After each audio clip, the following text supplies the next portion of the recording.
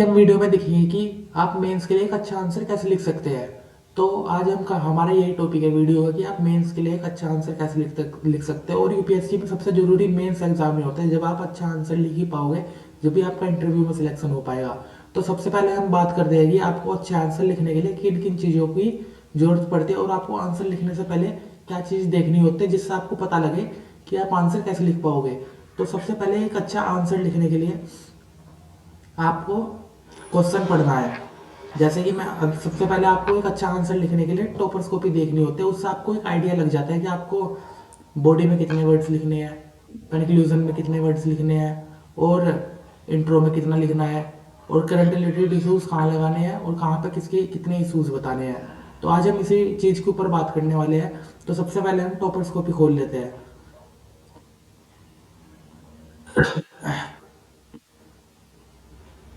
तो जैसे कि आप देख सकते हैं यह टॉपर्सकोपी हमारी और हम जतिन कुमार सर की। और इसमें हम देखते हैं भारत की धार्मिक संरचना पर एक संक्षिप्त टिप्पणी कीजिए, ये लिखा है। तो अब हमें इसमें किस किस चीज़ पे ध्यान देना है? भारत की धार्मिक संरचना पर संक्षिप्त टिप्पणी कीजिए, ये चीज़ पे।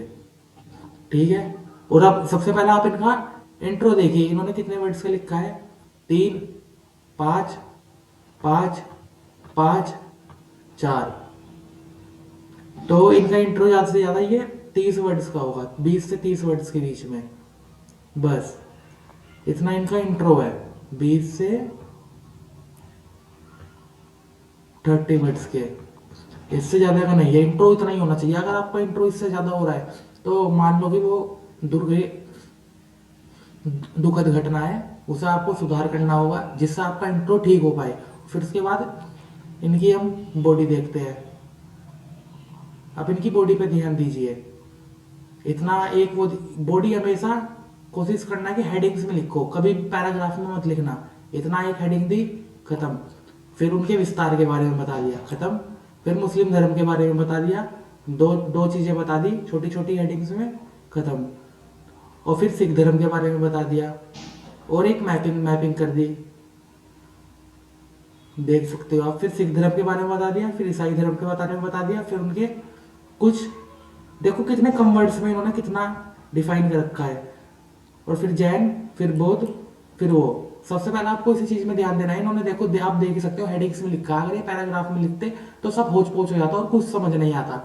हेडिंग्स में लिखना है और कम लिखना है, लेकिन ज्यादा से ज्यादा वर्ड्स लिखने चाहिए उनसे, इस चीज का भी ध्यान देना है। और फिर आप देख सकते हैं इनका कंक्लूजन, जितना इनका इंट्रो में वर्ड्स थे उतने ही इनके कंक्लूजन में वर्ड्स है। और आप देख सकते हैं इनके 10 में से 5 मार्क्स मिले हैं इस आंसर को लिखने के, जो कि एक बहुत अच्छे मार्क्स माने जाएंगे। 10 में से 5 का मतलब है 10 में से 10। और फिर अब हम चलते हैं अपने नोट्स की तरफ। हमें किन किन चीज़ों का ध्यान रखना है। अगर आप सबसे पहले इंट्रो लिख रहे हैं, इंट्रो, तो वो आपका 20 से 30 वर्ड्स का ही होना चाहिए, इससे ज़्यादा का नहीं होना चाहिए। अगर इससे ज़्यादा का हो रहा है तो वो दुर्घटना को आपको सही करना होगा। और उसके बाद जो क्वेश्चन में रिलेटेड इशू है, जो क्वेश्चन में पूछा जा रहा है, उसके बारे में रिलेटेड कुछ लिखना है। जैसे ज्वालामुखी के बारे में पूछा है तो मैं बता दूंगा इंट्रो में कि ज्वालामुखी फटती कैसे है। गैसेस गैसेस के बारे में पूछा है ज्वालामुखी के, इंट्रो में छोटा सा लिख दूंगा कि इसमें इन्हीं प्रकार की गैसेस होती है। फिर बॉडी में उन गैसेस के बारे में बता दूंगा। अगर उन गैसेस के प्रभाव पूछे होंगे उनके प्रभाव के बारे में बता दूंगा, किस गैस का क्या प्रभाव है, वे आसमान को कैसे ठंडा करती है गैस, और कैसे हमारी सूर्य किरणों को रोकती है। और मेंस आपका बहुत जरूरी है, ये मेन पार्ट है आपका मेंस के लिए। मेन बॉडी बॉडी आपका बहुत अहम पार्ट है मेंस के लिए, क्योंकि इससे इसमें आप कुछ जितने भी क्वेश्चन है वे हेडिंग में लिखने हैं। इतना चीज ध्यान रखना। और आपको लगे कि किसी क्वेश्चन में मैप मैप का यूज करा जा सकता है तो भाई मैप का यूज करो, क्योंकि ये भी बहुत मेन है। इस चीज का हमेशा ध्यान रखना। और हमेशा करंट ऐड करने की जरूरत है। करंट आपको ऐड करना है। अगर आप देखते हो कि आप किसी टॉपिक में कोई रिलेटेड करंट आपने पढ़ा है तो आप उसको उसमें ऐड करो, क्योंकि वो बहुत जरूरी है। करंट आपको ऐड करके चलना होगा। अगर आपने किसी रिलेटेड टॉपिक से वो पढ़ा है करंट, तो उसे ऐड करो जो आपके हेडिंग में अच्छा दिखलाएगा। और करंट जरूरी है। और ऐसे ही आपका जो कंक्लूजन हो गया उसमें आपको 20 से 30 वर्ड से लिखने हैं, और करंट कंक्लूजन में वही ऐड करना है जो उस इशू से निपटने के बारे में हो। जैसे महिलाओं के ऊपर अत्याचार होता है तो उनके लिए महिला आयोग बना रखा है और वो उनके लिए आवाज उठाते हैं। तो करंट में आप महिलाओं के बारे में, जैसे मैंने एक वो दे दिया आपको एग्जांपल, महिला आयोग के बारे में बता दिया, ऐसे कोई भी आप कंक्लूजन दे सकते हो कि इसका उपाय है। कंक्लूजन का मतलब ये होता है। तो आप क्या समझे, इंट्रो आपको सिर्फ 20 से 30 वर्ड्स का लिखना है और क्वेश्चन रिलेटेड इश्यूज के बारे में बताना है कि जिस बारे में उसने पूछ रखा है क्वेश्चन के रिलेटेड में बारे में बता देना है। और बॉडी आपके लिए बहुत मेन है, हमेशा आंसर हेडिंग में ही करने की सोचना, और मैपिंग हो सके तो करना भाई, करना। और करंट ऐड करो, अगर करंट उससे जुड़ रहा है मीन्स में बॉडी पार्ट में तो करंट ऐड कर दो। मैं भी यही चीज कहूंगा। जैसे ज्वालामुखी के बारे में पूछा है, उसके प्रभाव बताओ। कहीं पे ही करंट रिलेटेड में ज्वालामुखी फटी है, उस ज्वालामुखी को अपनी बॉडी में ऐड कर दो कि ऐसा ऐसा हुआ है, उसके क्या प्रभाव पड़े हैं, वो एक अलग झलकेगा सबसे। और आपको कंक्लूजन 20 से 30 वर्ड का लिखना है। जैसे ज्वालामुखी फटी है तो इसके बारे में बता दूं कि नेचुरल डिजास्टर्स के लिए क्या ऑर्गेनाइजेशंस है और वे कैसे वर्क करती है और इनसे बचने के क्या क्या उपाय है। जो भी आपको कंक्लूजन में अच्छा लगे वो बता देना।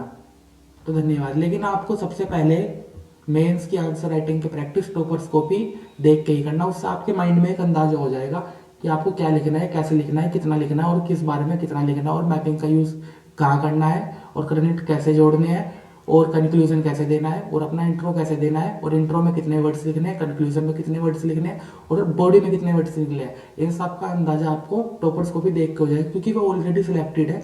जब इसलिए विजन दृष्टि जितनी भी हो गई, इनकी कोचिंग्स इनकी टॉपर्स को भी निकालती है, जिससे हम जैसे को फायदा हो पाए कि हमें मेंस में अपनी आंसर राइटिंग कैसे करनी है। अगर आपको अपनी मेंस की आंसर राइटिंग आपने कर ली, फिर उसके बाद आपको उसे टॉपर्स कॉपी से कंपेयर करो, कंपेयर करो। और फिर कंपेयर करो कैसे, जैसे आप टॉपर्स कॉपी में कोई आंसर, टॉपर्स कॉपी से कोई आंसर ले लो और उसके बारे में लिखो, लिखो और फिर उसे उसकी कॉपी से कंपेयर करो। इससे क्या होगा, आपको पता चलेगा कि आपकी गलतियां क्या है और उस गलतियों में आपको कहाँ सुधार करना है। और आप देखेंगे कि आपकी गलतियां धीरे धीरे ठीक होती जाएगी। तो आपको इन सब चीज़ों का ध्यान रखना है। और शुरुआत में आपसे आंसर नहीं लिख के जाएंगे, तो इसके ऊपर हमने वो भी बना रखी है एक वीडियो कि आपको अपने मेंस के नोट्स कैसे तैयार करने हैं। और उसमें आपके सारे के सारे ही मेंस के नोट्स तैयार हो जाएंगे, और उसमें ही आपके सारे के सारे टॉपिक होंगे जो आपके क्वेश्चंस में पूछे जाते हैं। फिर आपको कुछ दिमाग में जोड़ लगाने की जरूरत रहेगी, क्योंकि आपने वो सारा पहले ही पढ़ रखा होगा जो मेंस में क्वेश्चन पूछे जाएंगे। तो आपकी मसल मेमोरी में वो पहले ही याद रहेंगे और आप सीधा लिखना स्टार्ट कर देंगे, और फिर आप रुकेंगे सीधा कंक्लूजन में, क्योंकि आपको करंट भी पता है, आपको पता है मैपिंग क्या लगानी है, और आपको पता है आपको इसमें क्या लिखना है, और आपने अपना एक नोट्स तैयार कर रखा है। हमने नोट्स की भी एक वीडियो बना रखी है, आप उसे भी चेक करो जाके। और हमारे चैनल को लाइक करें, सब्सक्राइब करें और बेल आइकन प्रेस करना मत भूलना। धन्यवाद।